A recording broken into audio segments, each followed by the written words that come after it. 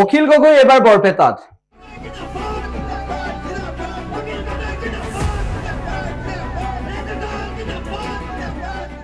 অখিল গগৈয়ে জনসভাত অংশগ্ৰহণ কৰি ৰাইজৰ মাজত উপস্থিত হৈ কিবাটা হুংকাৰ দিছে। অখিল গগৈয়ে হুংকাৰ প্ৰদান কৰিলে। অখিল গগৈয়ে বিজেপি চৰকাৰক আকৌ এবাৰ সকীয়ালে। অখিল গগৈয়ে 2026ত কেনেদৰে অসমত পৰিৱেশ সলনি হ'ব, ভোটাৰ ৰাইজৰ মন কেনেদৰে সলনি হ'ব, অসমৰ ৰাইজৰ মন কেনেদৰে সলনি হ'ব, আৰু হিমন্ত বিশ্ব শৰ্মাৰ চৰকাৰৰ দিনত কি হৈছে, হিমন্ত বিশ্ব শৰ্মাৰ এই সময়ছোৱাত কেনেদৰে কি হৈছে, আৰু শেহতীয়াভাৱে বৰপেটাত সংঘটিত কেতবোৰ দুৰ্নীতিক লৈও অখিল গগৈয়ে মন্তব্য কৰিলে।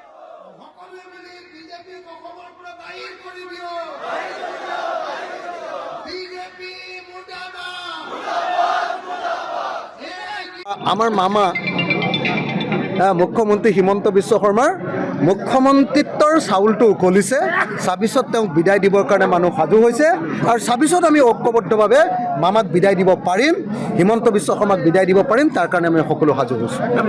বা ৰাইজৰ দলে চৰকাৰ গঠন কৰে বা ৰাইজৰ দলৰ অংশীদাৰিত্বত যদি চৰকাৰ হয়, তেতিয়াহ'লে 26 চনত আমি অসমত হিন্দু মুছলমানৰ ৰাজনীতিটো টোটেলি নাইকিয়া কৰি দিম, জাতি বৰ্ণৰ ৰাজনীতিৰে নাইকিয়া কৰি দিম, আৰু নতুন এটা উন্নয়নৰ যুগ আৰম্ভ কৰিম, য'ত প্ৰত্যেকজন মানুহক ভোগ দখলী মাটিৰ পট্টা দিয়া হ'ব, আৰু যি পট্টা পাব, পট্টা পোৱা প্ৰত্যেক টুকুৰা মাটি চৰকাৰে নিৰাপদ কৰিবৰ কাৰণে বানপানী আৰু গৰাখহনীয়া ৰোধ কৰি দিব।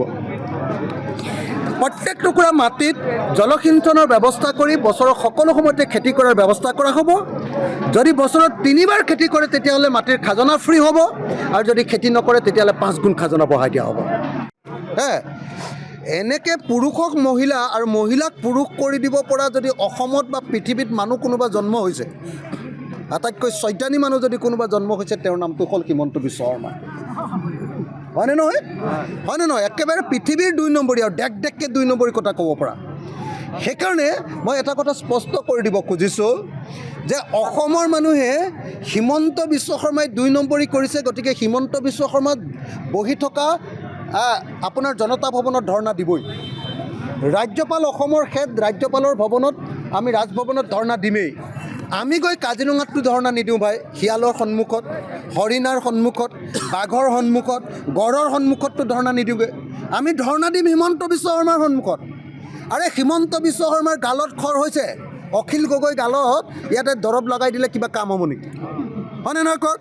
হিমন্ত বিশ্ব শৰ্মাই 2 নম্বৰী কৰিছে, হিমন্ত বিশ্ব শৰ্মাই গণতন্ত্ৰ হত্যা কৰিছে, হিমন্ত বিশ্ব শৰ্মাই সাম্প্ৰদায়িক ৰাজনীতি কৰিছে।